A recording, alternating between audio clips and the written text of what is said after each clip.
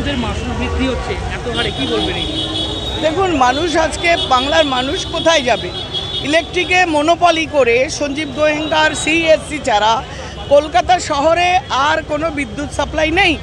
আজকে মমতা বন্দ্যোপাধ্যায়কে প্রচুর পরিমাণ তোলাবাজি দিতে গিয়ে যেভাবে বেমালুম ইলেকট্রিকের বিলে মাসুল চাপিয়ে মানুষের গলা বন্ধ করা হচ্ছে। আমার বাড়িতে ইলেকট্রিকের বিল 8,000 10,000 আসতো, এই মাসে 24,000। আমি কোত্থেকে দেব? কেন দেব?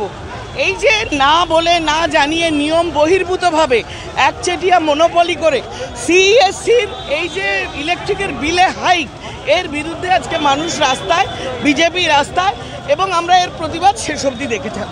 শুধু বিদ্যুতের বিল নয়, বিভিন্ন শাক সবজি আলু বিভিন্ন সব জিনিসেরই এইভাবে দ্রব্যমূল্য, মানুষের গলা টিপে মানুষকে বাঁচার অধিকার নেই। শুধু ভোট দাও, বাকি তোমাদের আমি 1000 টাকার লক্ষ্মীর ভাণ্ডার, এই ওই নানান বাহানা। আজকে মানুষের নবিশ্বাস, ভোট করিয়ে তারা যেভাবে বলছে আমরা তো ভোটে জিতে এসেছি, কিন্তু মানুষ কি সত্যি বাংলায় আজকে খুশি?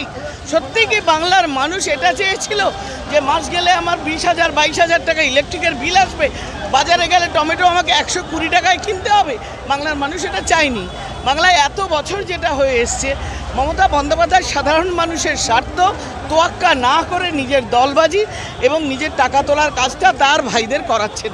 এর বিরুদ্ধে প্রতিটা মানুষ আজকে রাস্তা। কিন্তু এই যে দাম বৃদ্ধি নিয়ে কেন্দ্রের দিকে ঠেলে দিচ্ছে পুরোটাই, বলছে যে কেন্দ্রের দিকে কি করে তুলবে? এমএসপি কত পায় চাষি? 1 কেজি টমেটোর জন্য চাষি হয়তো 10 টাকা পায়, সেই মালটা যখন বাজারে আসে 100 টাকা দাম।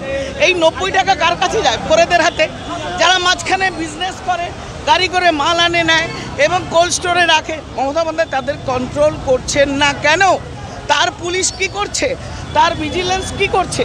এর বিরুদ্ধেই আমাদের প্রতিবাদ, দুর্নীতির বিরুদ্ধে।